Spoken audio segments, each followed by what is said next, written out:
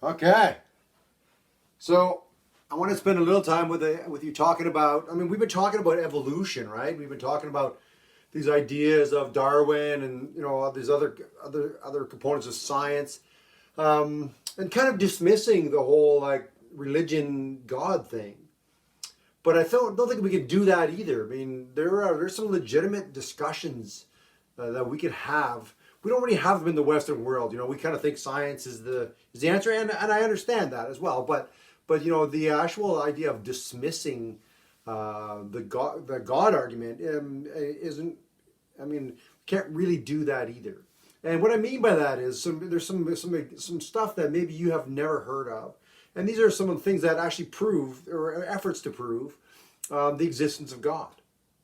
And some of them are pretty legitimate. I mean, in terms of like academics, and so what I want to do is I want to introduce you to a couple of these things, right? Some proof that God exists.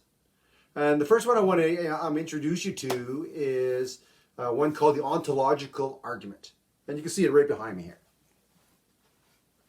So it kind of goes like the Ontological Argument. It's most famous with a guy named Saint Anselm around 1,000 years ago, right? And he came up with this idea that it begins with these 3 lines, and essentially it says, first line is God is perfect.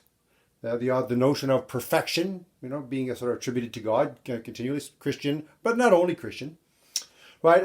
Says a God that exists is more perfect than one that doesn't exist, right? And then so that brings you to a conclusion. It says, therefore, God has to exist, because if God is perfect, then you look at the second line, then right, then that means that God exists. So.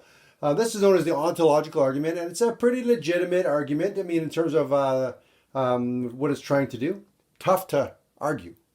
Anyway, I just wanted to at least show you one of these things. There's a series of other ones: the cosmological argument, the teleological argument, the argument for morality. There's all kinds of different ones, but this one is it's kind of like this is the first sort of first major effort to sort of prove the existence of God, as opposed to just sort of like believing in him.